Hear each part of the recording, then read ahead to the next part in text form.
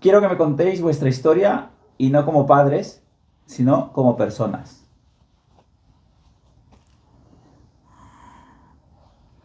Es que es muy amplia esa pregunta, demasiado amplia. Así, tan amplio, tan largo. En síntesis. A ver, yo nací en una hacienda de la serranía de Santiago de Chuco, de la Libertad, que se llamaba Sangual.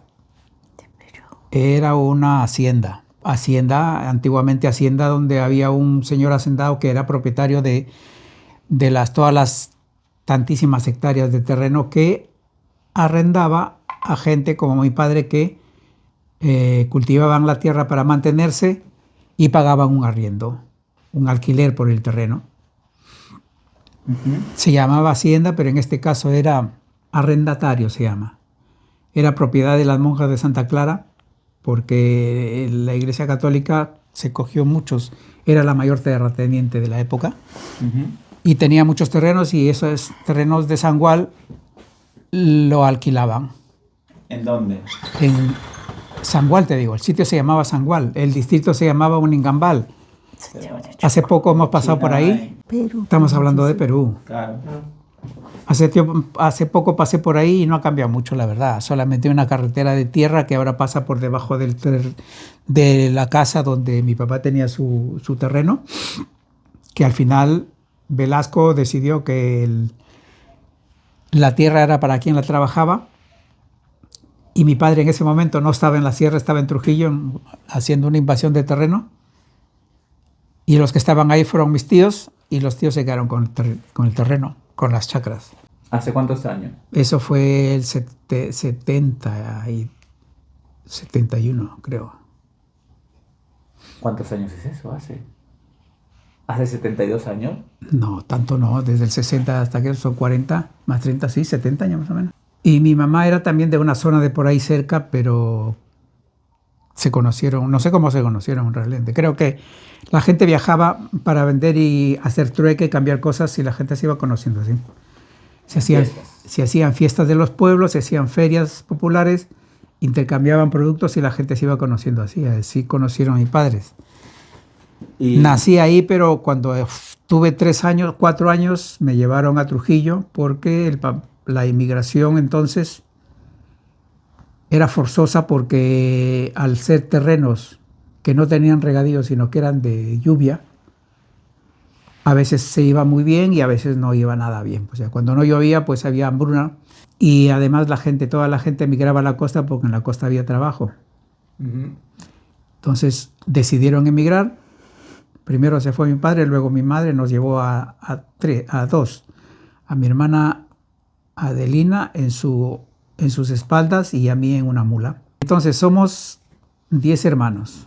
Éramos 10 hermanos, murió uno, quedamos 9. Y de esos 9, ahora mismo hay fallecidos una, la mayor, y quedamos ahí 8. A ver, pertenezco a una familia Valles Vela, cuya mamá, o sea, mi mamá no tuvo una familia pues de más hermanas, pero por circunstancias especiales se le murió la mamá a mi mamá al nacer. Y mi papá pertenecía también a una familia de comerciantes, en este caso panaderos, en Contamana. Contamana. Yo nací en Contamana de Perú, que cuando yo nací pertenecía a Loreto y ahora pertenece a Ucayali, porque dividieron, era un departamento muy grande en Perú y lo dividieron. Y he quedado pues en Ucayali. En ese tiempo era una cosa muy sui generis, porque las casas estaban eran como unos altillos, porque venían las riadas o las crecidas del río. Entonces todo el pueblo, por ejemplo, de Contamana, lo tenían que cortar las crecidas del Amazonas, del Ucayali, de todos esos ríos. Todo el pueblo se movía geográficamente y de acuerdo con las crecidas con el río, para que la cosa no fuera violenta, pues Ellos cuando veían la crecida cortaban todos los palos donde se sostenían las casitas, que supongo no tendrían, serían como balsas, eran de un material que se llama pona, ¿no? Y bueno, por ahí nací yo, por Contamana.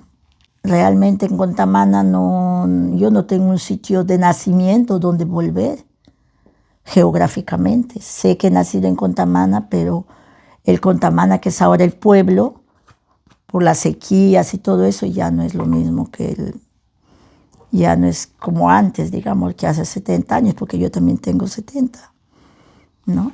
Sino que ya se ha secado. Sueños. Cuando ya nos conocíamos. Ser astronauta, yo quería ser astronauta, me iba bien en las matemáticas. Y decía, le voy a comprar una casa a mi mamá aquí en la ciudad. Yo no recuerdo haber tenido un sueño así definido, ¿no? Porque se iba viviendo como ibas pudiendo. ¿Cuántos años trabajaste en la casa a los 15 años? Trabajé a partir de los 17 años, formalmente, en una librería, que ahí estuve 15 años, 18 años. Pero antes trabajaste en una casa. Desde los 17 años hasta los 30 y trabajando en la librería. A mí me gustaba el trabajo en la librería. Podía leer todo lo que quería, todo lo que quisiera, y me pagaban, entonces me gustaba. ¿Y lo que Uno de los trabajaste sueños a que los tuve 15? fue ir a la universidad, y lo conseguí porque postulé a la universidad, ingresé estando ya casado, teniendo hijos y tal, y con el apoyo de la familia pude terminar la carrera de economista. ¿Y tú, mami? Eso, pues cuando tú terminas tus estudios de primaria y secundaria, quieres ser astronauta, quieres comprarle una casa a tu mamá, te va bien en los estudios, o sea, cuestión de... Pero claro, tenía muy buenas notas, pero siempre rebelde porque no obedecía las normas establecidas, ¿no? Eran tiempos de las monjas, demasiadas reglas. Era un colegio de monjas en Tarapoto, primero en Iquitos, luego en Tarapoto, ¿no? El papá también era muy estricto. A los 20 años, papá y yo ya nos conocíamos desde los 18. Pues terminar también la carrera, trabajar en lo que pueda. Cuando di mi tesis, el jurado me dijo, ¿sabes que con esta tesis no vas a encontrar trabajo de manera oficial? Y yo le dije, pues ya veré cómo me gano la vida. O sea, ya estaba vaticinado que de manera oficial, obedeciendo reglas, normas y cosas, no. De todas maneras, estuve 12 años en Ministerio de Transportes, en Correos, ¿no? Creamos el Departamento de Servicio Social, éramos 3 personas, y claro, pusieron de jefa a la que obedecía un poquito más las normas. Me acuerdo que era Rosita Quirós, ¿no? Pero ella decía, pues bueno, ya ustedes ya saben lo que tienen que hacer, ya está. Trabajé en ese tiempo también en Correos, trabajé con Luz Franco Coronel, ¿no? Cuyos hijos vosotros conocen. Ella era laboratorista, yo ya era asistenta social en Trujillo, de Perú. Mi barrio era de arena, calles de arena. Yo no tenía. Pero hasta en Era barrio. un barrio pobre, con casas de caña y esteras, y que se fueron, y poco a poco se iban actualizando, modernizando y progresando. Yo recuerdo los mejores momentos de mi vida de niño, de jugar en arena como de playa, donde podías hacer de todo, correr, saltar sin temor a que te hagas daño, con el sol ahí. La arena, curiosamente, a las 6 de la tarde de todos los días de los meses de invierno, la arena estaba calientita. Tú te echabas encima de la arena, te tapabas un poco de arena y estabas abrigado. Era bien bonito, pero claro. No, era un barrio de arena, no de playa, era... Es una barriada, el Porvenir. Era una barriada, hoy y ahora ya no hay eso, y ahora hay asfalto y aceras y todo. Distrito. Y hay muchas casas y todo, y he ido a verlo hace poco, pero mira, las cosas que si tú me preguntas así, la imagen que me sale es esa. Un barrio de arenas. Entonces yo podría decir en Tarapoto, pero ya yo directamente ya era asfaltado. Sino que lo que recuerdo, lo que me sale era, por ejemplo, que no teníamos cocina. Y me mandaban a cocinar con leña. Habían dos orillas, como tú tenías en el Porvenir, como dos encementaditos. Y ahí se tenía que meter la leña cruzada para que salga llama y hiervan las cosas. ¿No? Pero eso fue un poco temporal, supongo. En las luchas populares, ¿no? Como siempre estaba participando, era dirigente de mi centro de estudios, secretaria de organización. Tú ya pertenecías a un partido político interno. Sí. ¿No? Tú desde los 15 años. ¿Cuántos años trabajaste? No, 17. Comencé a trabajar a los 17, a los 18. ¿Y lo de 15 que 18, trabajabas en 19, las casas? He dicho trabajo formal. Ah. Con cotización al Seguro Social y todo eso. Ah. ¿Y yo? Los conocimos a los 18 años. Y a los 19, quizás más, casi a los 20 años nos hicimos enamorados. A los 24 años nos casamos, a los 25 tuvimos un hijo, ya a los 28 el otro. Pero en ese momento... En ese lapso empezaste a estudiar. Estábamos estudiando, yo estaba estudiando la carrera y sobrevivíamos del trabajo mío de la librería y ella trabajaba en correos. No, ya todavía estabas era empresaria vendía perfumes y jabones y... Distribuidora. Distribuidora de... Distribuidora de cosméticas y todo. ¿No? Me estafaban, se iban sin pagarme, la gente que eran mis distribuidoras. ¿No? Y bueno, era... No, pero llegó un momento en que eso, pues, ¿no? Que quisiste estudiar y ya nos tenías a nosotros. ¿No? O sea, tú estudiaste cuando tenías un hijo o dos. Dos. Uno. Dos, Raúl. Comencé con uno y cuando terminé ya había nacido el otro. ¿A los 24 años naciste? No, Raúl, porque la mamá Nata se falleció. Deja el móvil. La mamá Nata falleció con Camilo ya vivo. ¿No lo conoció a Camilito? No. ¿No lo conoció a Camilo? No sé. Tu madre sí. Yo recuerdo, mi madre entonces tenía 3 años, el Camilo, cuando se murieron sus abuelas. Él no tiene idea de lo que es una abuela. Tú Entonces, quizás te acuerdas de tu abuela, la decisión de tus de emigrar. abuelas. Las A preguntas España. serán, Ay, ¿por qué decidisteis salir del Perú? ¿Fue una decisión fácil o forzada? ¿Y qué sentisteis el día que os fuisteis? estabas... A ver, yo estaba a punto de terminar la carrera ya cuando decidí salir a España porque tuvimos... La situación económica en Perú para la gente sin propiedades, sin privilegios, era muy mala. Yo trabajaba y lo que yo ganaba alcanzaba justo para la alimentación. Y lo que trabajaba Julia y ganaba para la vivienda y el resto de cosas, por ejemplo. Eso ha sido hasta 1980 más o menos, que la situación permanecía más o menos estable.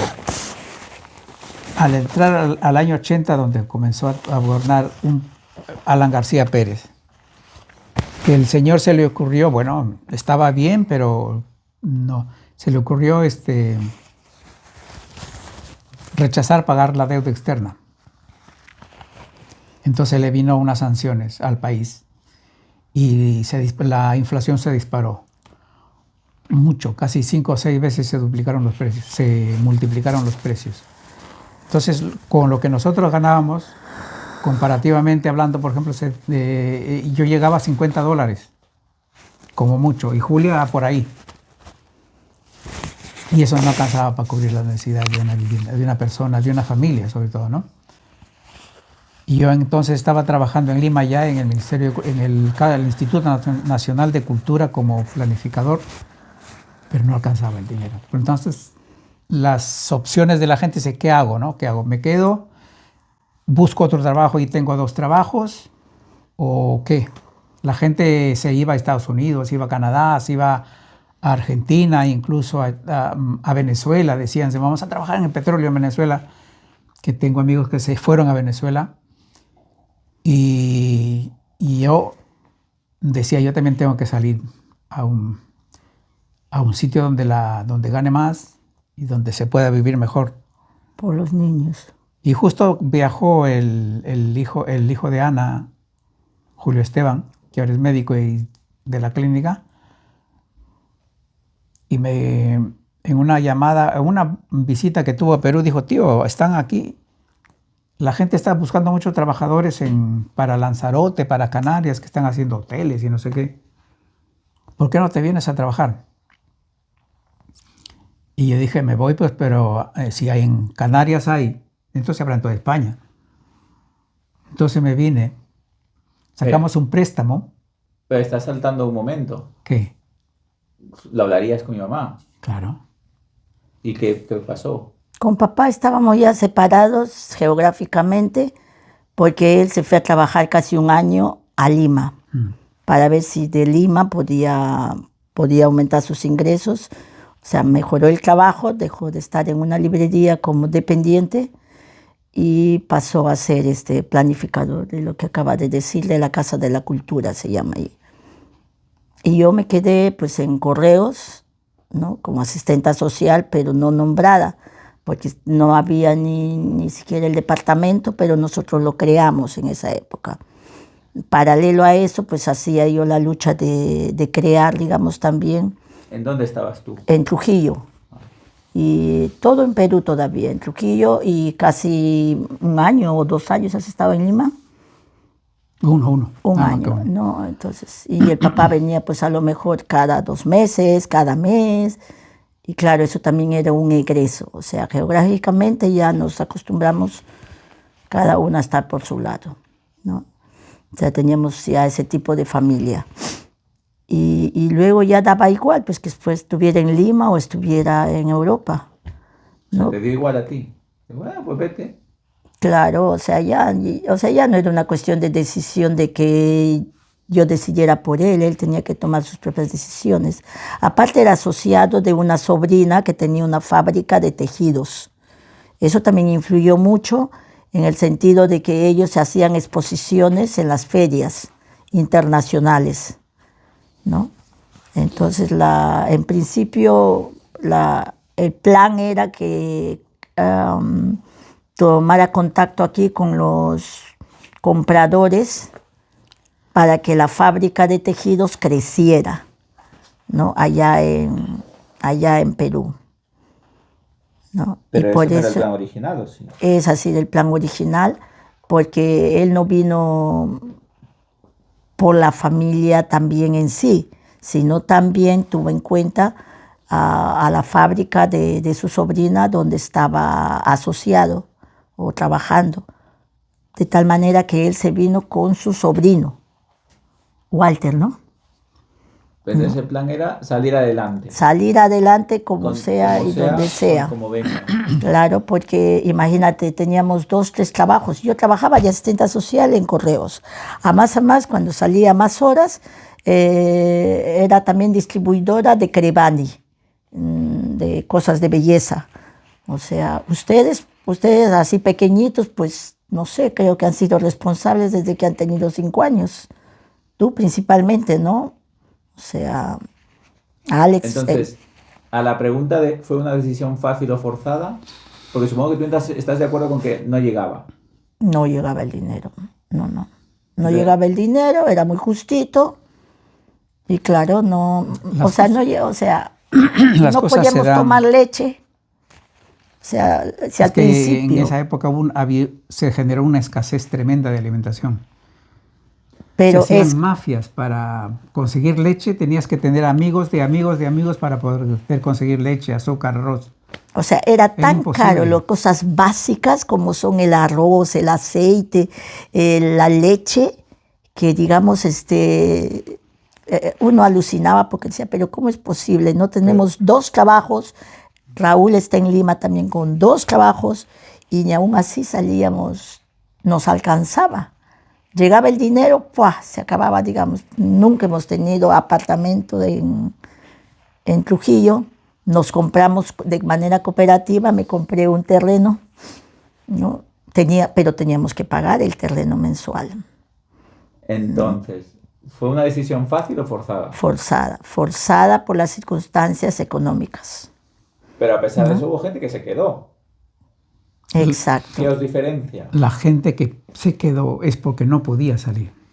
Ujú. No, Porque por un lado. esto pasa en las emigraciones. La gente que está en las últimas y no tiene cómo, no sale, se queda. Solamente sale la gente que puede, que tiene posibilidades, que consigue de alguna manera recursos para poder salir.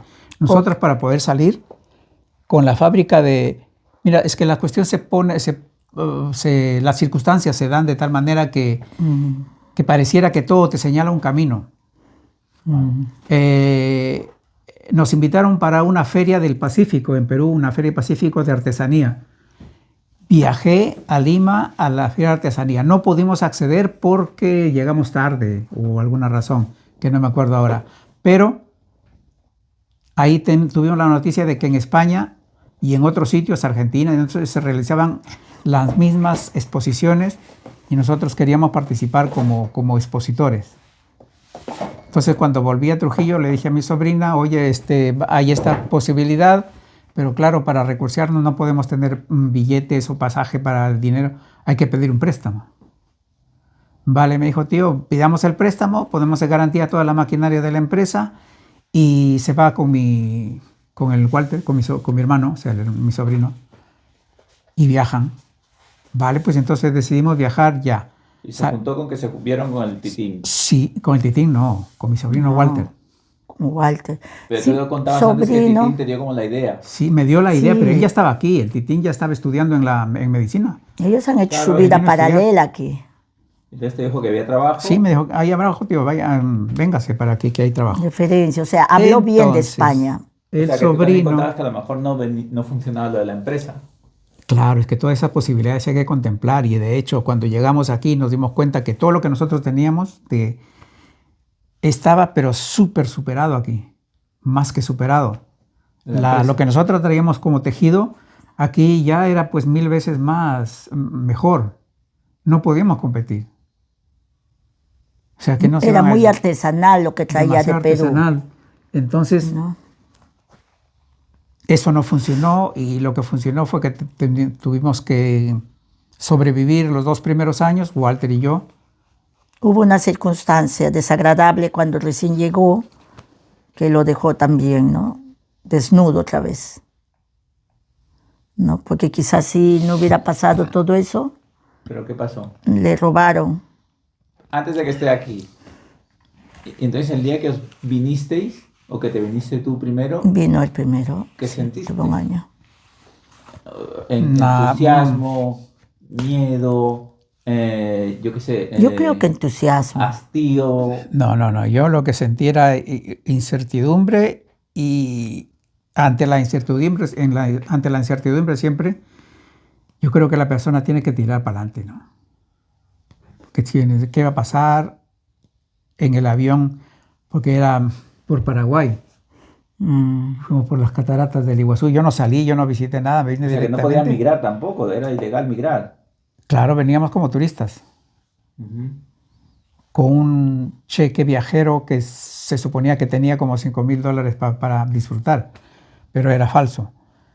Entonces, la expectativa es que cuando llegas a te encuentras que tienes que sobrevivir de cualquier manera, que no tienes legalidad para trabajar, porque con pasaporte no puedes trabajar, y tienes que buscarte la vida. Lo que yo encontré fueron músicos, amigos músicos, a los cuales nos acoplamos y sobrevivimos de la música pues ese primer año. Vale. Y en casi ese 18 momento, meses. Claro. En ese momento no había como ahora, digo tú que tenías una carrera en plan, como vino el Carlos, Estaba o homologado. becas o cosas así para venir de manera legal. ¿O no existía o no pensaste o las No prisas? pensaste en existía. las becas. No existían y tampoco lo pregunté, porque claro, el plan era otro. Vale, El plan no era ir a estudiar porque ya había acabado de estudiar. No era venir a hacer un máster o algo No, así. no. No había esas Él ya era posibilidades, no había empresario, becas, ya no miramos tenía. becas porque la situación se precipitó con las devaluaciones de Alan García, nos empujó a mucha gente a salir sin... Y lo mismo pasó en el 90 cuando Fujimori dio el Fujishock. Ah, La ya me gente tocó salió, a mí al año. sales, Al año siguiente me tocó a mí, digamos, emigrar. Papá no quería sales pues sin que pensar venga. mucho, ¿eh? Al llegar a España y encontrar que la situación no era tan bonita como lo pintaban, que como mi sobrino dijo, va a haber trabajo. No, no había trabajo en primer lugar porque tienes que ser legal para poder trabajar. Segundo lugar, no conoces nada del país, por lo tanto tienes que primero ubicarte y vivir y sobrevivir para poder luego buscar el empleo que te busca. No teníamos quien nos oriente, quien nos guíe, no conocíamos a nadie. Te Por quedaste lo sin tanto, dinero, te robaron. me robaron el dinero y me robaron también la documentación y entonces nos quedamos en el aire. No podíamos coger ni siquiera una pensión, un hotel, por no tener papeles. ¿Y qué año era eso? 1990, julio. Y entonces al año continúa tú. Tú en ese Claro. entonces en Perú, ¿qué pensabas? Que Pues no sé, en ese año, recibías él de todas dinero, no sé maneras, qué, todo. él de todas maneras nunca descuidó, digamos, cada mes nos enviaba el dinero de cualquier manera en álbumes de foto, en que una manera muy especial tenía de mandar dinero y yo todo ese dinero pues no lo tocaba, yo lo ahorraba, porque ¿cuánto sería en esa época? Pues 100, Mandaba dólares, $100, 200. 200, 250 dólares. Claro, o sea, todo lo que él, 300. todo lo que él podía, creo yo que lo mandaba porque éramos tres. Y yo tenía mis dos trabajos, ¿vale? Mi trabajo de distribuidora de Crevani, que me estafaban y esto, y también tenía mi trabajo de asistenta social en correos, ¿no? Y claro, entonces lo que él me mandaba, yo lo consideraba ya un ahorro, quizás con el sufrimiento de mis hijos, porque les ajustaba mucho, ¿no? O sea, carne, pues muy poquita carne, casi nada de diversión.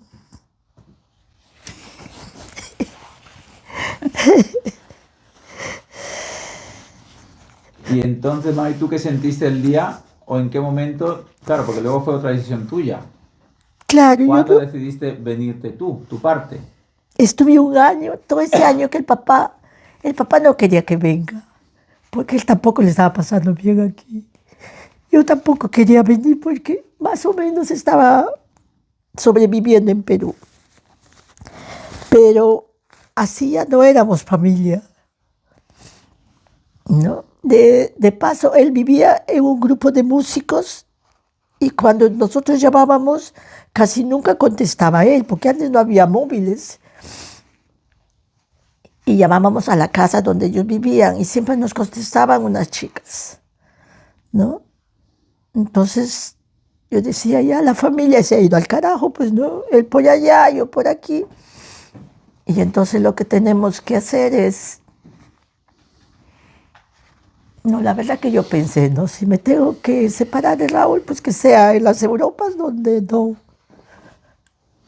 O sea, había donde una haya que crisis ser. familiar. Sí, sí, hubo una crisis familiar porque ya estaba él antes en Lima un año, otro año ya se vino por acá. A más, la opinión de él era que yo continuase, digamos, pues construyendo, porque en Perú teníamos un terreno de 300 metros cuadrados, ya urbanizado, tenía los cimientos y todo. Entonces lo que él tenía que hacer, me dice, con el dinero pues vas pagando algo de la casa, vas construyendo, porque ese es el sueño a veces de una familia, tener una vivienda. Entonces Y el plan era volver. claro, el primer plan era volver. Y volvimos. Y ella quería volver. Pero yo veía que mucha gente no volvía. Entonces dije yo, cuando él se fue a Lima, también su intención era volver a Trujillo, ¿no?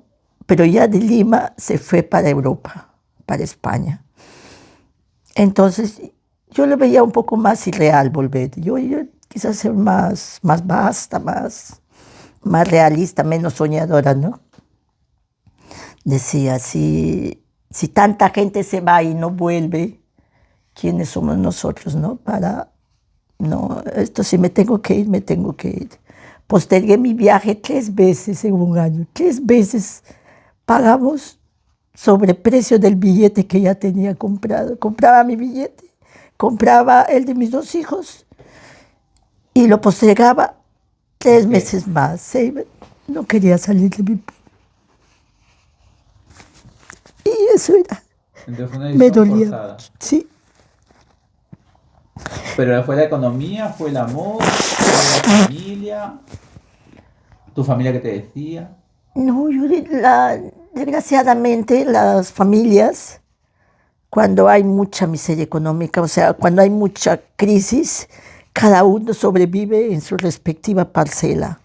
Tenía mis hermanitas pequeñas que estaban en Lima. Mi hermana mayor estaba en Trujillo con su marido y la familia de su marido. Mi otro hermano también estaba estudiando, sobreviviendo, mi hermano Hugo. Mi padre, apenas murió mi mamá. Años atrás también se fue a buscar la vida por el mundo. Entonces estaban en plan supervivencia todos, por su lado. Todos, pienso que sí, todos. Entonces nadie podía pedirle a nadie, oye, apóyame, oye, ayúdame. No. De cero total. Cero total. Y entonces el día que te dijiste, ya está, esta vez sí, Que me iba a venir y para el colmo, yo también tenía problemas de salud, se llamaba rinofaringitis alérgica, ¿no? Paraba enferma, me hice una operación de la nariz y cosas así para ver si podía. Según Perú, yo tenía pues gastritis, tenía rinofaringitis alérgica y cosas. Y me atendían bien en la sanidad pública, porque como asistenta social, que lo estudié en una privada, tenía contacto con las otras asistentes de los hospitales. Entonces, tanto mis hijos y yo, pues estábamos económicamente, sanitariamente estábamos cubiertos, ¿no? O sea, por ese lado no era, ¿no? Pero más que todo eso, ¿no? Que tenía que venirme, pues el papá, yo lo entiendo porque él tuvo una capacidad sorprendente de adaptarse, pues imagínate, de estar en despacho a tirarse a la calle a tocar y sacar el dinero de ellos y no habernos descuidado. Eso. Entonces te explico ese año que estuviste haciendo. Música. Pero cuéntalo. No, a ver, te he contado que Te robaron papeles. me robaron los papeles, que me quedé sin dinero y que nos dirigimos a unos paisanos porque en Madrid la chica que me robó justamente me dijo en Trujillo, en tal dirección, Diputación, me acuerdo, en Barcelona, ves a buscar a estos que te pueden ayudar, que son tus paisanos de Trujillo. Ella se quedó en Madrid, se quedó con mi billetera y todo, ¿no? Y cuando yo llegué aquí fui a esa dirección y los chicos nos dijeron, no hay sitio. Era un piso, como ahora supongo que hay muchos que van 4, 5, 6 personas alquilando un piso y ocupando todas las habitaciones. Pues no había sitio. Pero me dijeron, vete a la casa por una calle Girite, número 4, Entresuelo, me acuerdo. Ahí vive un señor que se llama Bombita, que le dicen el Bombita. Y ese señor tiene un grupo de músicos y generalmente busca gente para trabajar como músicos. Y nos fuimos arrastrando nuestras maletas desde Diputación, esquina con Calabria, creo, hasta La Yetana. Por ahí está el otro. A la calle Girite, pues está. Calle Girite, es una callecita de Princesa. La casualidad es que llegamos ahí, no lo encontramos, pero encontramos unos paisanos que nos dijeron, suben paisanos, recién habían llegado 2 semanas antes y se habían quedado a cuidar la casa. Y a practicar y nos invitaron la a comer, que no habíamos comido desde el día anterior. Nos invitaron una sopa de pollo que me pareció la más rica del mundo, pero no tenía nada más que pollo y agua. Y encima con todo su... No, estaba bien hecha. Y a partir de ahí esperamos a que viniera el señor, que en 3 días volvió, y cuando volvió se había peleado con todos los músicos. O sea, él era un señor muy especial, él tenía una manera de trabajar como militar, y hacías lo que él decía, o si no, te ibas de su grupo. Y se ve pues que la gente, los chicos músicos, haciendo música en la calle, conocen chicas y tal, mira, vamos a tomar por en la noche de fiesta, de discoteca, de lo que sea, y el día siguiente no volvían, o volvían muy tarde, o volvían de resaca y no podían tocar la música. Volvió así desengañado, así no quiero saber nada más con peruanos ni nada. Tenías 35 años. Y yo también. Y justo nos preguntó, mire, mi sobrino, el Walter, estudiaba música. Y yo sabía tocar un poquito la guitarra, entonces dijo, a ver, venga, vamos. Él tenía todos los instrumentos, ¿eh? Había comprado todos los instrumentos. Y montamos el grupo. ¿Y entonces estuviste un Y año? a sobrevivir. 1 año tocando en las ferias populares, en las ferias de los pueblos, porque aquí en España has visto, ¿no? Feria de Barcelona, tal, feria de fiestas mayores de Bilbao, de San Sebastián, Mientras de su Zaragoza. mujer y sus hijas estaban en Perú, sus hijos estaban en Perú. ¿De quién? De ti.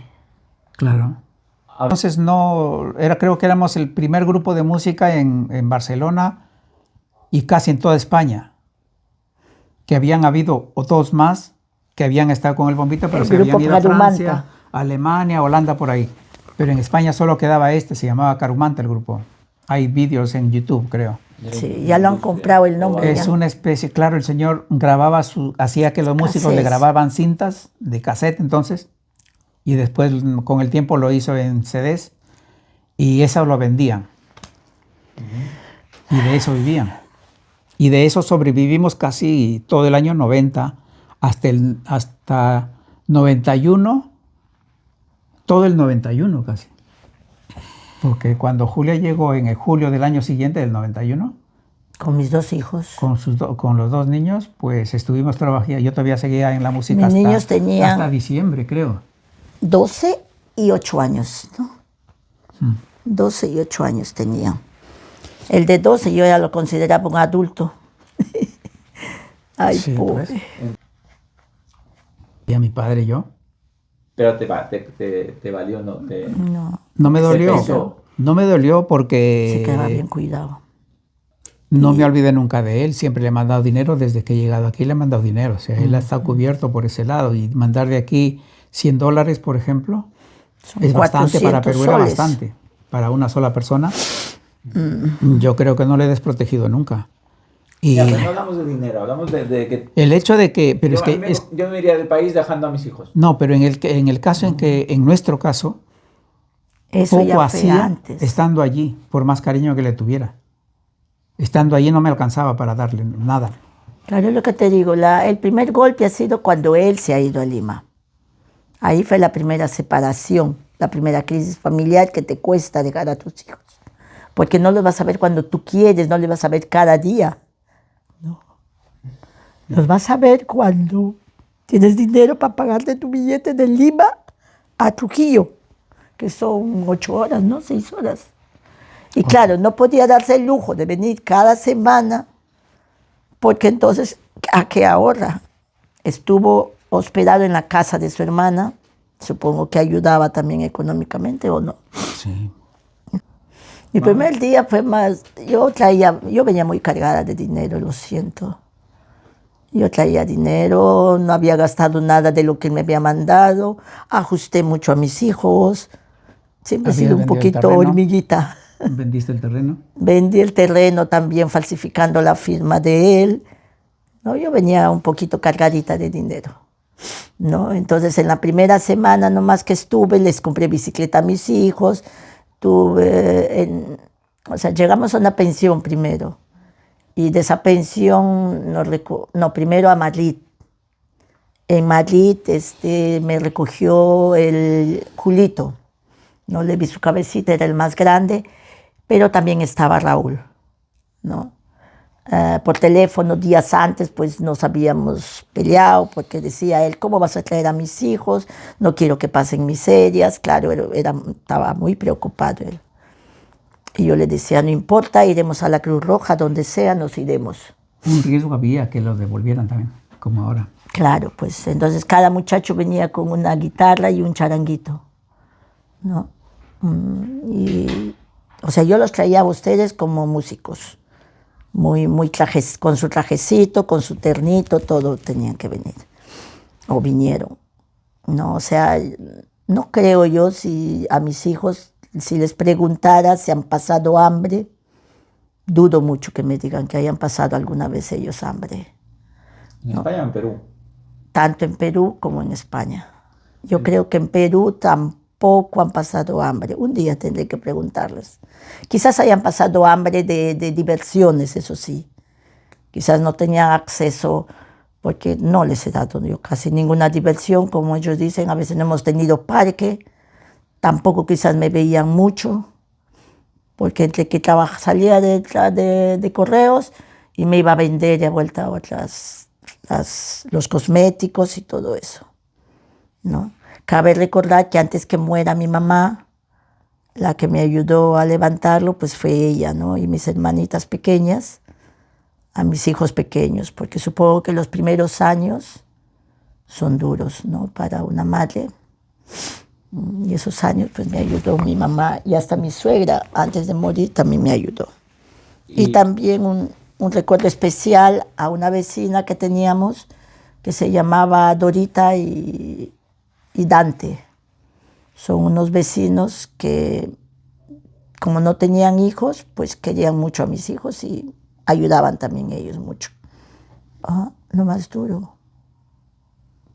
Para los padres, lo que empieza a ser duro ya es la vida de tus hijos, ¿no?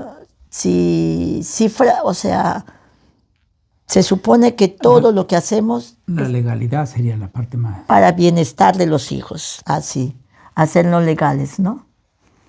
Claro. Por el siguiente paso era ser legal para poder trabajar en lo que querías, en lo que quisieras. Claro, pero lo hicimos pronto, a los 2 años. ¿Más? Yo diría que a los 2 años ya conseguimos 90, 91, cosas. al tercer año, el 92. Claro. Porque yo comenzaba a trabajar en julio del 93, no, del 92. Yo trabajé desde el primer mes que llegué aquí con las abuelas y era completamente ilegal y aunque decían, preséntese con papeles, yo me presentaba de todas maneras a diferentes sitios. No, la queremos legal, legal, legal. Yo soy legal, decía, ¿qué pasa? No, o sea, yo nunca le he hecho mucho caso a eso de que digan legal, ilegal, con papeles, sin papeles. A mí no me detuvo nunca la policía. A mí no me detuvo nunca, pero a papás, pero temporalmente, ¿no? No te metieron Una dentro. sola vez. Eso de la Plaza Cataluña, La única. ¿ves? Pero no te metieron dentro ni nada. Me retuvieron en la calle porque estaban haciendo batidas. Como una redada, antes Me había pidieron como... el DNI, que yo ya lo tenía, pero se lo había dejado a la Julia para que hiciera sus papeles. Claro, en ese pues. momento, justo ese día, me preguntan por papeles y yo no tenía. Claro, hay que ver la diferencia, que tú lo hiciste también con abogado, toda tu documentación.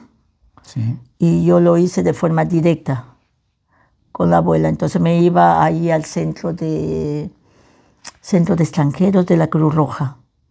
Entonces yo lo hice con ellos, de mis 2 hijos.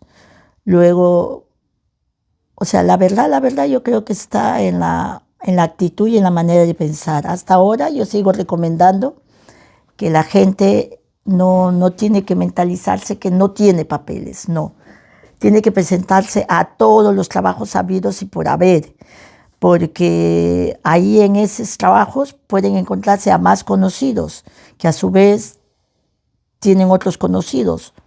O sea, es hacer como una especie de red de inmigrantes, de solidaridad. No sé si recordarán mis hijos, pero nos metíamos, por ejemplo, en las asociaciones de ¿cómo se llama esto? Del Señor de los Milagros. Yo no soy muy creyente, pero yo veía que ahí había muchos inmigrantes.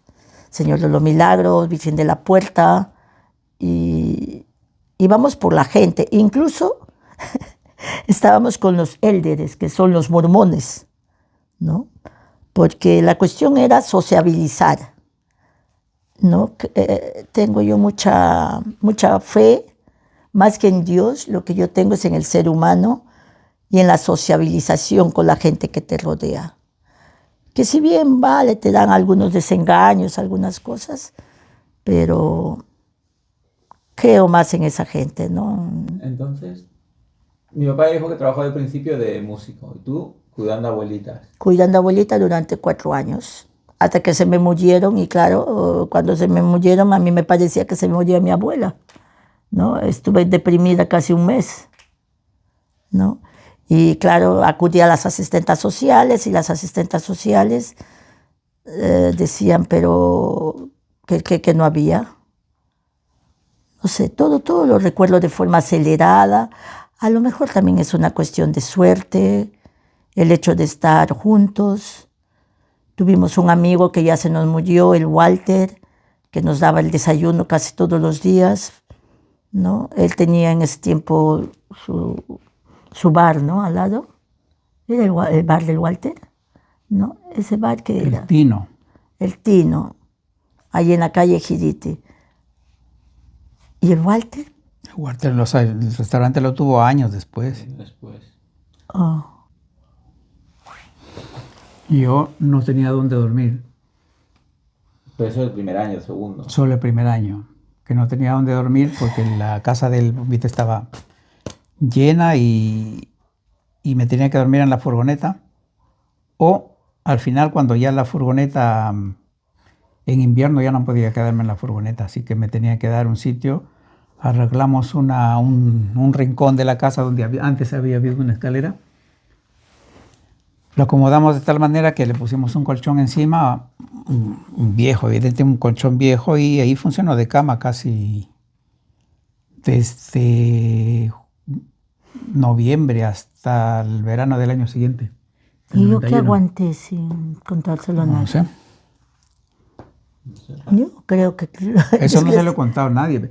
No te lo contaba a ti tampoco, pero desgraciadamente te lo yo lo dijeron contaba seguramente. todo, claro. ¿Quién te lo habrá contado? La Chol y ellos. Claro, que te enfermaste y el bombita te dio su cama todavía para que te atienda, porque seguramente te enfermaste de dormir ahí debajo de la escalera y todo ese rollo. No sé, desgraciadamente lo digo todo porque... Que no haya, sí, ¿qué puede ser que no haya contado a nadie? No sé, yo creo que... O que aguanté. Y que no te tuviste que callar la boca. Es que ya no se te vaya nada. El detalle era que te encuentras con las abuelas que tienen mucha ignorancia acerca del país donde tú vives. Y claro, piensan que a veces no hay ni ollas, que allá solamente son ollas de barro. O sea, es aguantar, pues, no, reírme quizás, ¿no? Porque si ellas decían, quizás en tu país no hay estas ollas de acero inoxidable, y ya había, ¿no? Pero ellas pensaban que no, pero eran señoras pues de 90 años, de 80, ¿no? Y aquí una cosa... La nostalgia. Duele todavía. ¿De qué? ¿Nostalgia de qué? Del país. Si no lo habíamos pasado muy bien en Perú tampoco. Ya, pero duele. Duele que no esté al alcance tuyo, por ejemplo, tus comidas. ¿Qué quieres? A mí me duele a veces la comida. Por eso en mi casa yo como lo que quiero y no lo convencional. Vivienda, en primer lugar. Servicios y alimentación. Estabilidad. ¿Sí? Estabilidad. Claro, ahí ¿cómo te podría garantizar yo que hubiera ido a la universidad? ¿Quién sabe? Sí, no lo sé. Esa es una duda que siempre va a quedar, ¿no? Porque de los chicos de nuestro entorno, los hijos, el 90% han acabado carreras de nuestro entorno, ¿eh? Y los nuestros también. Incluso siendo pobres como nosotros también. Porque la gente se ha esforzado mucho y las universidades nacionales han servido, o sea, las públicas. De nuestro entorno nadie ha ido a universidades privadas. Todos han ido públicas y han acabado bien su carrera. Y también se debe a que la gente que viene de estratos bajos y de regiones como la sierra, ¿sí? Son gente que le dan la prioridad a esto, porque A la ya vienen con educación. una idea alimentada durante años de que la única manera de salir es estudiando y siéndose profesional, con carrera universitaria. Y todos los chicos o la gente que hemos conocido y que son amigos nuestros y que los rodábamos en los mismos círculos sociales y políticos, el objetivo principal ha sido hacer profesionales a sus hijos y la mayoría lo han conseguido, excepto que el niño no haya querido, que también se ha dado casos. Pero la mayoría, todos tienen carrera. Y está bien, y yo pienso que a nosotros hubiera pasado lo mismo. Yo estuve a punto de dejar a mis hijos así pequeñitos, de 8 y de 12 años, ¿no? Porque tenía a mi amiga, la Luz Franco, que tenía su casa propia, entonces ya los pensaba independizar con ella, ya la consideraba una muy buena madre, porque ya la conocía ella soltera, o sea, le había conocido ya como madre Tomando una soltera, pastilla. ¿no? Pues la verdad que yo creo difícil que nos hayan entendido, porque es muy difícil entender una cosa que no has vivido, que te lo cuentan. Entonces, según cómo hayas vivido hasta entonces, entenderás las cosas de otra manera, ¿no?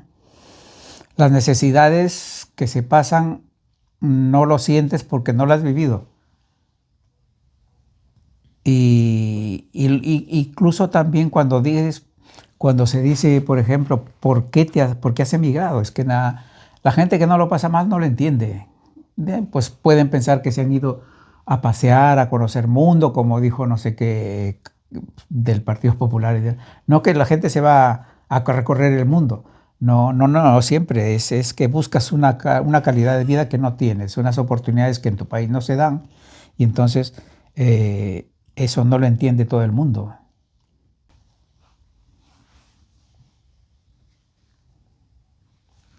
Que supieran que lo que creo que toda persona que emigra tiene que entender es que tiene que ejercer su capacidad de adaptación al máximo, siempre.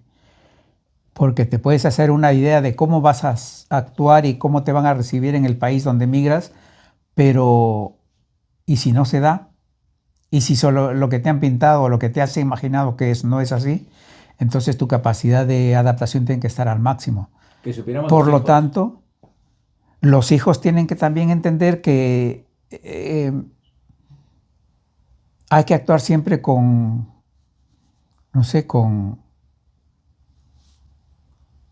estar dispuestos Todas a las trabajar antenas. y sobrevivir y lograr sus metas si se empeñan en perseguir las metas, en trabajar, sobre todo trabajar mucho, porque es la única manera de que llegues a lograr alguna cosa, ¿no? Porque la suerte puede darte también alguna vez una lotería o yo qué sé, pero es que eso es casi imposible. Que lo sepan los hijos. No sé, creo que nuestros orígenes nadie se tiene que olvidar, ¿no? Que yo realmente estoy contenta porque iniciamos un regreso a los 7 años, llevábamos mucho dinero para volver a Perú y teníamos lo suficiente para comprarnos una casa, un apartamento, lo que sea ya en Perú y empezar otra vez nuestra vida en Perú.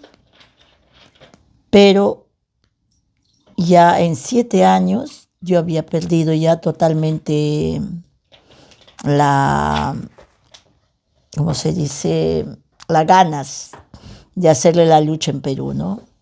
Habían cositas básicas, yogures, tonterías que a veces ya estás acostumbrada en este entorno que lo compra todo el mundo y sin embargo en Perú todavía seguía siendo un privilegio. Al menos eso pasó a los 7 años que regresé. 99. ¿Ah? 99. Más 80. o menos, por eso regresé, ¿no? Teníamos ahí a la gente que seguía luchando, que seguían, digamos, sus vidas, ¿no? Pero eso, lo que siempre se añora es eso, ¿no? Las amistades que has ido dejando, tu gente, y claro, ahora con lo digital puedes un poquito acercarlos, pero no físicamente como tú quisieras, ¿no? Entonces, Yo- Para mí sí. Yo diría que sí. Tenemos una estabilidad que no hubiéramos tenido, creo yo, allí en Perú. Pudiera ser que sí, pero lo digo que pudiera ser que sí porque miro el entorno del cual nos rodeamos, de la gente con la cual éramos un círculo social, ¿no? Todos están Bien. estables. No sé bien, porque eso ya depende de las expectativas de cada quien, pero estables están económicamente y socialmente. Aquí también hemos logrado eso. Una estabilidad, carrera para los hijos que han querido estudiar y posesión económica, ¿no? Me refiero a que tenemos una casa, que tenemos un coche, que cuando era joven yo decía, cuando tenga una casa y un coche ya está, y ya me consiguieron logrado, pero Otra se ve cosa que las cosas son más, ¿no? Pero Claro. básicamente no. Al año que tú no viniste, me arrepiento, ¿no? lo que me empujó ya prácticamente a decidirme y todo esto también ha sido la cuestión de seguridad. Y eso que en ese tiempo no se hablaba de los cupos, de las extorsiones, no se hablaba de eso. Pero, por ejemplo, metían bomba a lo mejor en una cabina. Era la época de Sendero también, ¿no? Y claro, tanto caían bombas donde menos te lo esperabas. Yo vivía en un mercado, cerca de un mercado, y se volaron a media calle, se volaron la cabina de policía, ¿no? No hubo heridos ni nada, pero eso era en ese tiempo. La guerra entre Sendero y el Fujishok, que lo subió toditito, ¿no? Que no te alcanzaba. Todo lo que tú ganabas y costaba, digamos, era para pagar el alquiler y después ya no había para comer. Claro que valió la pena, claro que valió la pena. Nos hemos vuelto más duros, nos hemos vuelto más condescendientes. Perder, no sé, los años. Perdido. No sé a qué le llamas, no sé a qué Antes se decías puede. tu comida, por ejemplo. Ah, sí, Y yo, claro. Pero ahora es que no sé, puede ser que Claro, perdido, que digas, tu no, entorno social. no. Estoy muy bien en cuanto a entorno social, ¿no? Se sale cuando se quiere, ¿no? La familia ha crecido un montón, ¿no? Poco a poco, digamos, he ido trayendo a mis hermanas, a las sobrinas de Raúl, o sea, he ido aumentando a la familia que querían venir, hemos ayudado a traerlos, y eso también es una satisfacción, dice el refrán, ¿no? Cuando te encuentres con alguien, solamente agáchate para levantarlo. Creo que es una política que hemos aplicado de siempre, ¿no? O sea, Y dar lo poco, lo mucho que hemos tenido, siempre lo hemos puesto pues al servicio de los demás, ¿no? Porque no le hemos dado tanta importancia tampoco a las cosas materiales. Igual, como te dice, lo que tenemos no es una casa, sino lo que tiene todo el mundo, ¿no? Y también lo ponemos al servicio del que desee. Eso. Tranquilidad, estabilidad. Tranquilidad económica hasta cierto punto. Porque Tranquilidad emocional también, porque en nuestro entorno No es un entorno familiar desastroso, es un entorno familiar, yo creo que estable, con sus altos y bajos normales.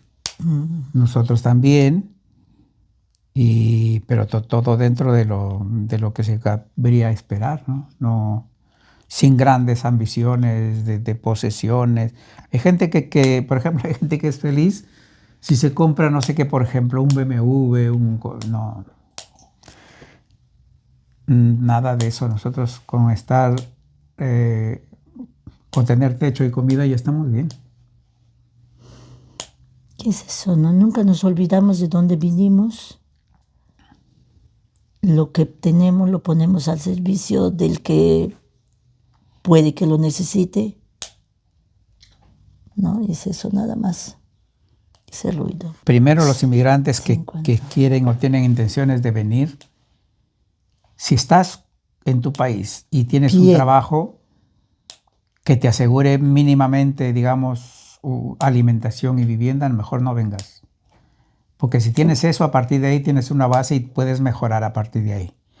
Si no tienes eso, si tienes una deficiencia económica y tal, hazte la idea de que si vas a otro país, no vas a llegar a trabajar de lo que tú quieras en principio. Eso te va a costar. Te va a costar años porque no puedes llegar y trabajarte legal en lo que te guste. Vas a llegar y tienes que sobrevivir en primer lugar. El inmigrante tiene que hacerse la idea de que donde vaya va a tener que sobrevivir primero. A partir de allí puede aspirar y con sacrificio, con ahorro, con buena disposición, porque si no, tampoco. Hay gente que viene aquí y claro, se pasa, la vida es tan alegre, tan bonita por la noche de discoteca y tal, pero que a la larga eso no te va a ayudar. Al contrario, te va a hacer un lastre, porque el momento que llegas por a esos sitios no son buenos.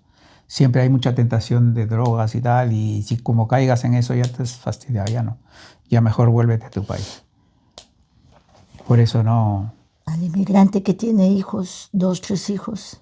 Al inmigrante que tienes hijos, pues peor, porque entonces tienes que sobrevivir tú y aparte tienes que ganar dinero para mandar, porque para eso viniste.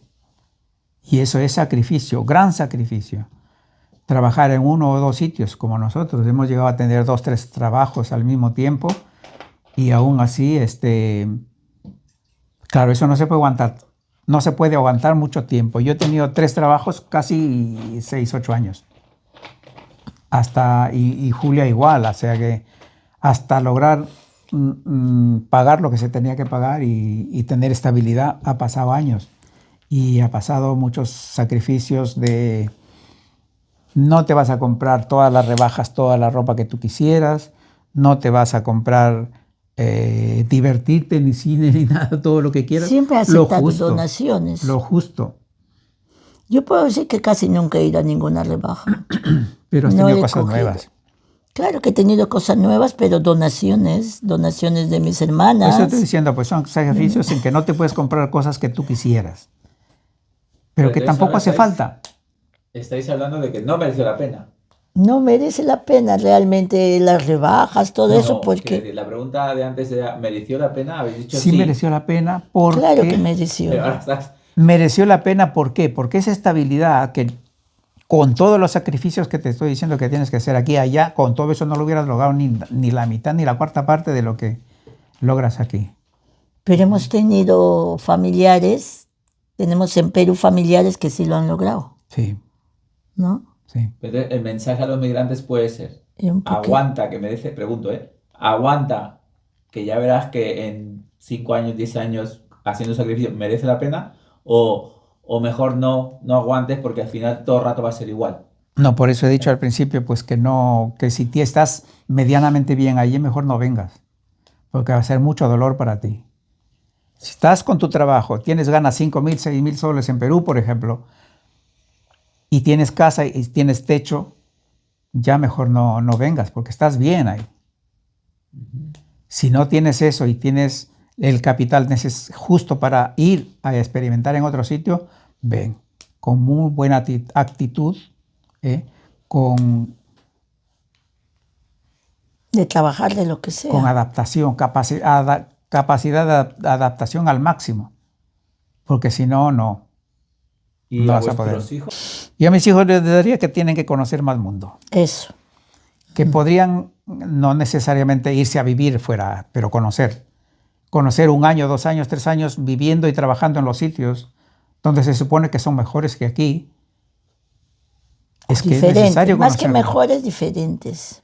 Y mejores y diferentes. China, por ejemplo, está mejor. Dicen en Rusia Suiza. y esos sitios está mejor. Suiza, Suecia. Los países nórdicos, que aunque dicen que son extremadamente capitalistas, ellos están aplicando un tipo de socialismo que es un socialismo dentro del capitalismo, porque reparten la riqueza, que es el objetivo máximo del socialismo, repartir la riqueza producida por el país al máximo en sus ciudadanos.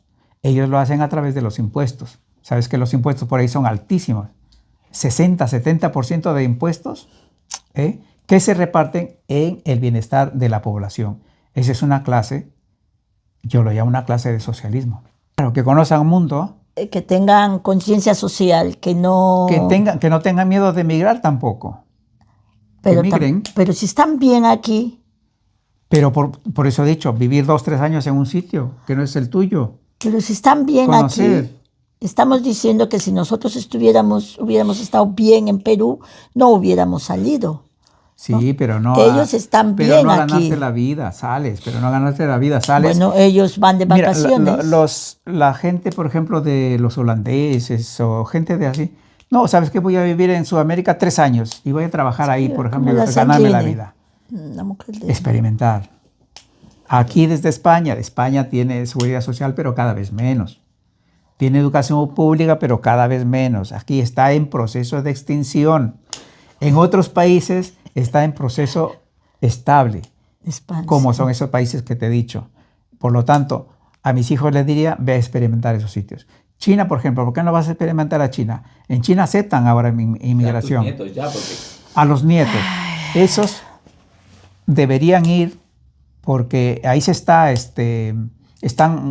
buscando gente. Bueno, buscando. Aceptan inmigración. En Rusia ya no te digo, y ahí necesitan población, porque es un país tan grande y tiene tan poca población comparativamente que les hace falta. Y son países que están en levantada, están de subida. A toda Asia está en ese nivel. Orgullosos. Te iba a decir orgulloso de ser peruanos, pero no estoy orgulloso de ser peruano. De ver el Perú como está ahora. Orgullosos aquí de haber conseguido lo que nos propusimos. Llegar a España, tener propiedad que sea tuya, que no te la tengan que quitar, que no tengas que estar con el miedo de que se me acabe el contrato. Que te suban el alquiler y todo. Tener una capacidad adquisitiva para poder permitirte ciertas cosas, ciertos lujos que en otras circunstancias no podrías. Tener tu movilidad y poder hacer cosas que, por ejemplo, donaciones, oye, que eso va a ayudar a gente de nuestro país hijos. O de aquí. Yo estoy orgulloso de los muchachos que hemos sacado claro, adelante. Pero porque son justamente, ¿no? Son lo que demuestra la estabilidad en que llegamos. Yo estoy orgulloso de mis hijos, que más o menos, porque grandes fortunas también se han dilapiado si los hijos, digamos, han salido tarambanas. Pero si los hijos han salido responsables, digo han salido, pero quizás pensábamos que ellos no nos veían, pero ellos sí veían nuestro esfuerzo, nuestro trabajo, y dirían, pues, tanto esfuerzo no lo vamos a tirar por la basura. Porque los chicos han pasado sus crisis adolescentes, han hecho sus toqueteos, digamos, con la marihuana, pero han salido adelante por todo, ¿no? Y ahora ya no es solamente esa droga, ¿no? Estamos orgullosos ya no solamente de ellos dos, sino incluso de las otras 2 niñas, porque también ellas están haciendo todo lo posible por salir adelante, ¿no? Unas más que otras, pero lo que tienen, como han caído en un país que hay muchas regalías, algunas cosas, pues lo que les falta es es más coraje, más disciplina.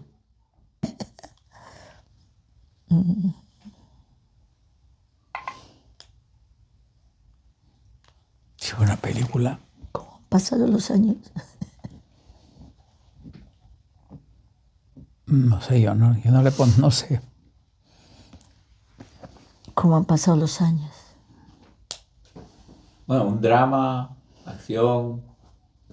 No, yo creo que sería una película familiar. Pero drama, comedia, acción.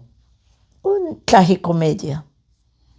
Tragicomedia porque se nos han muerto familiares en circunstancias un poco tristes. Y el papá, bueno, un poquito mayor. Claro, sería una tragicomedia. No, drama, diría yo. No, Trágico. porque drama comedia no se llama tragicomedia, que había momentos de tragedia y ha habido momentos de comedia también en nuestra vida. ¿No? Es eso. Yo creo que sería un drama familiar, diría, ¿no? Porque, ves, tu hermana murió en el COVID, mis hermanos murieron en otro tipo de mundos, aunque sea en Perú, pero no, esas cosas no son cosas que ya no puedes salvar. Entonces, Todavía no afrontamos ningún tipo de la familia pequeña, ¿no? Y espero ser una de las primeras que se vaya, ¿no? O sea, en cuanto a tragedia, así que te mueras, ¿no? la única tragedia que contempláis, Igual todavía por no lo que viene. veo, es la muerte. Sí, sí, porque ya mis hijos están encaminados, ¿no? Ya ninguno está en el mundo de las drogas, ¿no? Porque a veces puedes tener un buen trabajo y una buena casa, un buen coche, pero si estás metido o si te estás, o sea, si estás pensando que la marihuana y el lingotazo de heroína no te va a hacer daño a la larga, que tú controlas, incluso el alcohol también, ¿no? Que se llama el alcohólico social, de fin de semana, a la larga, digamos, esto te va a perjudicar como persona. Porque no, si están metidas esas, la marihuana, la heroína, aunque sea de vez en cuando, una vez a la semana, Entonces, esto que dice, tienes que salir de ahí. si os Yo no haría nada. Estaríamos como estamos, ¿no? A esperar. Claro, repartiríamos lo No. poquito que tenemos de forma acelerada nada más. te digo viajar o... No. No, porque me puede pillar por ahí y mi familia, ¿qué? Yo creo el acercamiento familiar. Sabes que eso depende también mucho de los años que tengas y de lo que creas que has, Claro. de tus expectativas que hayas tenido en la vida. Hay gente que se hace hecho muchos planes, muchas cosas, y entonces si le dice los últimos 30 días de vida, pues dice, voy a hacer esto, ¿no? Pero nosotros, en mi caso particular, no hay tantas aspiraciones de ese tipo, ¿no? Es que tú habías viajado por Yo creo toda que ya he España. logrado lo que quería lograr, ya estoy satisfecho de la vida. Solamente ahora ya estamos esperando el, ¿cómo se llama? El coche de que nos va a llevar. Y esperamos tranquilos, Claro.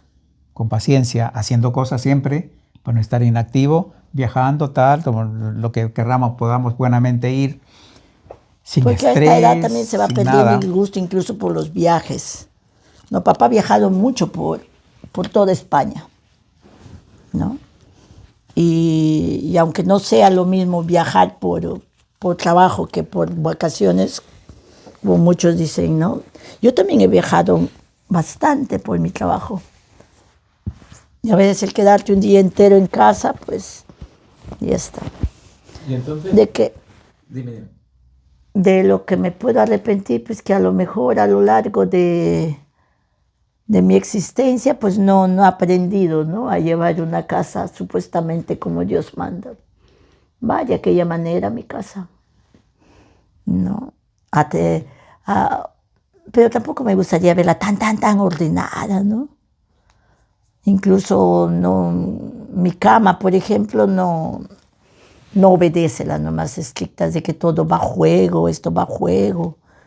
O sea, lo que quizás es bonito para todo el mundo, en mi particularidad, y Raúl ha sabido entenderlo, pues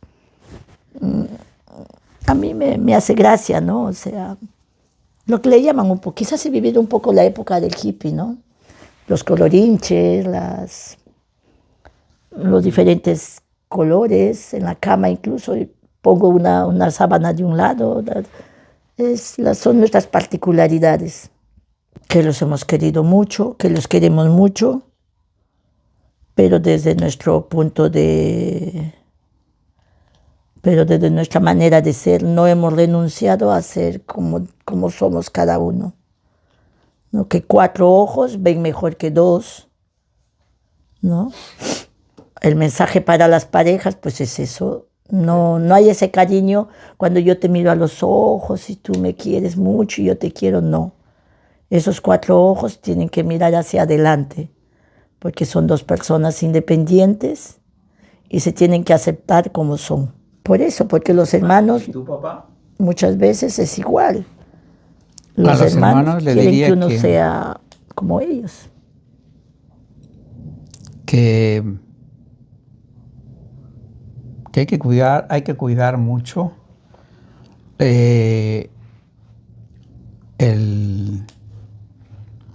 la familia. O sea, las relaciones entre las familias no deben nunca llegar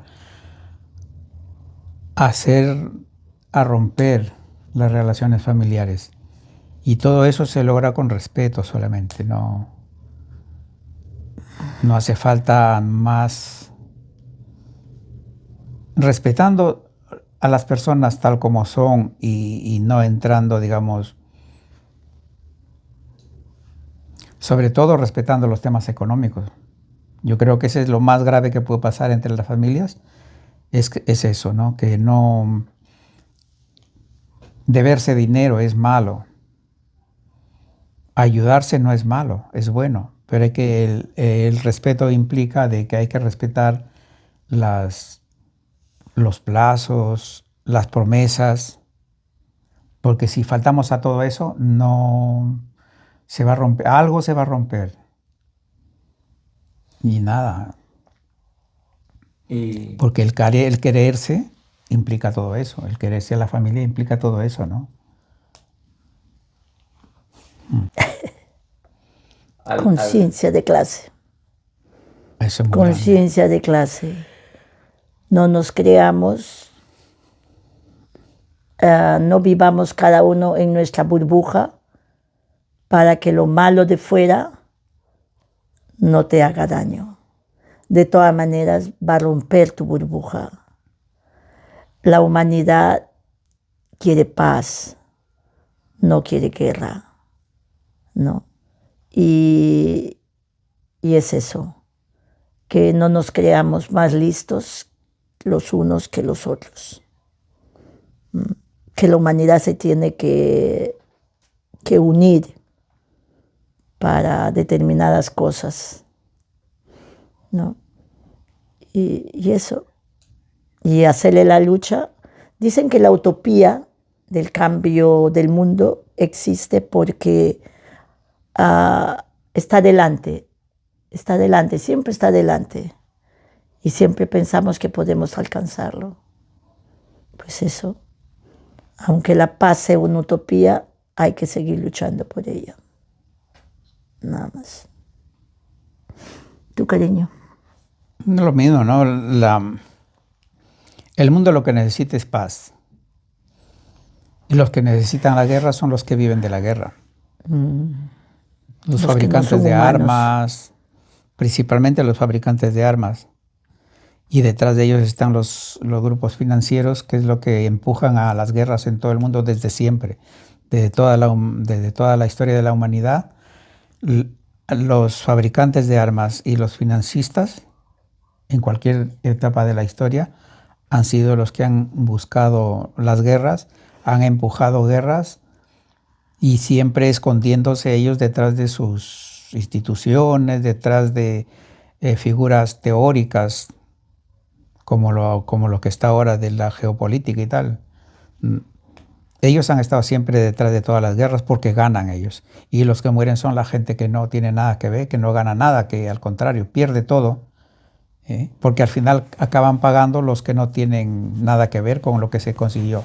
Ejemplo, Trump, ahora mismo, el grupo oligopólico de Trump se hace propietario de las refinerías venezolanas de Citgo en Estados Unidos. Y la gente piensa que, sí, mejor, el pueblo norteamericano va a vivir mejor o el pueblo venezolano, la oposición va a vivir mejor, pero no. Mentira, ese dinero va a ir a los bolsillos directamente de esas mafias, de esos oligopolios. Y no quedará nada ni para uno ni para otro. O sea que, la paz. Buscar la paz. Nada que... A los nietos. a los nietos que o viajen, bisnietos que vean esto. que estudien. Esto fue... Nietos y bisnietos que viajen, que estudien, que hagan, digamos, sus doctorados, sus máster en diferentes países de Europa, ¿no? O de Sudamérica, de donde sea, ¿no? Y idiomas también, que sepan 2 o 3 idiomas. Ese es conocimiento. Para mis nietos, que adquieran los máximos conocimientos. Y espero que lo logren. Y alguno ya lo veo, pero alguno no. Pues a los nietos y bisnietos que vean esto alguna vez, recordar que... Y para mi nieta mayor, que no sea tan testaruda. Exacto. A recordar que los orígenes, si vamos yendo hacia atrás, cada vez van siendo más humildes.